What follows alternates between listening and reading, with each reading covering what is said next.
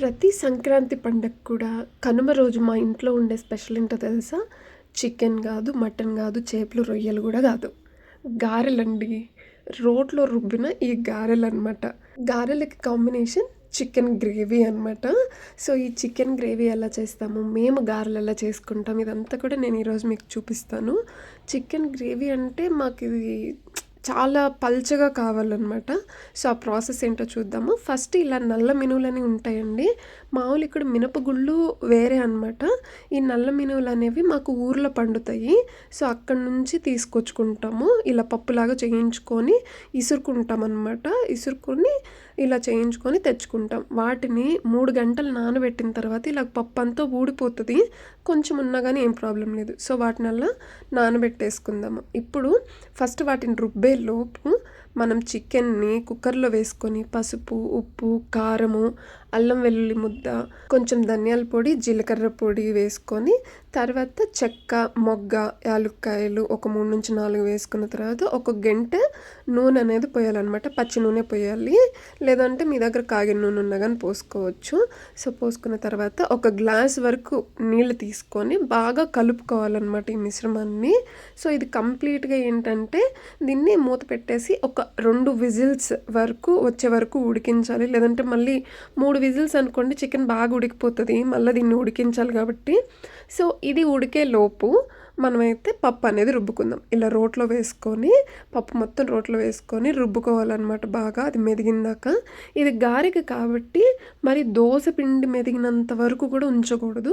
కొంచెం పలుకుగానే రుబ్బుకోవాలన్నమాట. అదంతా తీసుకొని ఒక గిన్నెలో పెట్టేసుకుందాము. ఈ ప్రాసెస్ అంతా కూడా ఏంటంటే మీకు 2 ఒకేసారి ఎలా చేసుకోవాలి అనేది నేను చెప్తున్నాను అనమాట. సో, ఇప్పుడు మనం ఆ పిండి రుబ్బేలోపు ఇది కూడా ఉడికిపోయిందండి. 2 విజిల్స్ వచ్చేసినాయి. సో, దీన్నైతే కొంచెం సేపు పక్కనైతే పెట్టేసేద్దాము. ఇంతకుముందు మనం గిన్నెలోకి తీసుకున్నాం కదా, దీనిలో కాసింత జీలకర్ర, పచ్చిమిర్చి, కొన్ని ఉల్లిపాయ ముక్కలు వేసుకొని బాగా కలుపుకోవాలన్నమాట. కలుపుకొని ఈ మిశ్రమాన్ని మనం కొంచెం పక్కన పెట్టేద్దాము. ఇప్పుడు చికెన్లోకి మసాలా పెట్టుకుందాము. ఇప్పుడు కొద్దిగా ఎండు కొబ్బరి, జీడిపప్పు, గసగసాలు, కొద్దిగా నీళ్లు తీసుకొని ఇది పేస్ట్ వేసుకోవాలి. దానిలోనే పేస్ట్ వేసి పక్కన పెట్టుకొని దానిలోనే ఒక 2 టమాటాలు కూడా పేస్ట్ చేసుకొని ఇలా పక్కనైతే పెట్టుకోవాలి. ఫస్ట్ ఇప్పుడు గారెలు అయితే తొందరగా అయిపోతాయి కాబట్టి ఈ గారెల్ని ఒక్కొక్కటిగా నూనె కాగిన తర్వాత వేసుకుంటూ ఉండాలన్నమాట. జాగ్రత్త అండి, చేతి మీద పడే ప్రమాదం ఉంటుంది. కొంచెం చూసుకొని నిదానంగా వేసుకోండి. సో, ఇలాగా అట్లకాడతోటి, అంటే అది ఇనుపట్ల కాడ అనమాట, బ్యాక్ సైడ్ అది. సో, మీకు అది పుల్లలా అనిపిస్తుందేమో, ఇనుపది అట్లకాడ అనమాట. అది ఇలా కాగిన తర్వాత వేగిన తర్వాత తీసుకొని పక్కన పెట్టేసుకోవాలి. ఇలాగనే అన్ని గారెలు, వాయిలన్నీ కూడా వేసేసిన తర్వాత ఈ ప్లేట్లో పక్కన అయితే పెట్టేసుకున్నానండి నేను. ఇప్పుడు గారెలు అయిపోయినాయి కాబట్టి చికెన్ కూడా తయారీ విధానం చూసేద్దాము. ఇప్పుడు ఒక బాండీలో ఒక 2 టేబుల్ స్పూన్ వరకు కూడా నూనె తీసుకొని జీలకర్ర వేసుకొని ఉల్లిపాయ ముక్కలు ఏవైతే, అంటే నేనైతే ఒకటి కొంచెం పెద్ద ఉల్లిపాయ తీసుకున్నానండి. ఆ చిన్న ముక్కలుగా కట్ చేసుకొని వేసుకున్నాను అనమాట. సో, ఇది వేగిన తర్వాత, అంటే మరీ ఓవర్గా వేగాల్సిన అవసరం లేదు. ఇందులో పచ్చిమిరపకాయ, కరివేపాకు వేసుకొని కొంచెం లైట్ గోల్డెన్ బ్రౌన్ వచ్చేంత వరకు కూడా వేయించుకొని అప్పుడు అల్లం వెల్లుల్లి ముద్ద కొంచెం వేసుకోవాలి. అల్లం వెల్లుల్లి అనేది ఎప్పుడైనా సరే ఫ్రెష్గా ఉందనుకోండి, ఆ రుచే వేరుగా ఉంటుంది. ఇది ఇలా కొంచెం పచ్చివాసన పోయిన తర్వాత మనం ఏదైతే టమాటా గుజ్జు పెట్టుకున్నామో పక్కన పెట్టుకున్నాం కదా, అది కొంచెం నీళ్లు కలుపుకొని పోసుకోవాలన్నమాట. ఈ టమాటా గుజ్జుని కొంచెం కలిపెడుతూ ఉండాలండి. ఇందులో కొద్దిగా పసుపు, కొంచెం సాల్ట్ కొద్దిగానే వేసుకోండి. ఎందుకంటే మనం ఇందాక ముక్కల్లో వేసి ఉడకబెట్టుకున్నాం కదా, తర్వాత చూసి కావాలంటే వేసుకోవచ్చు. సో, ఇప్పుడు ఇలాగా కలిపెట్టుకుంటూ ఉండాలండి. దీన్ని కొంచెం సేపు ఒక 5 నిమిషాలు కదిలించకుండా ఉడికించుకోవాలి.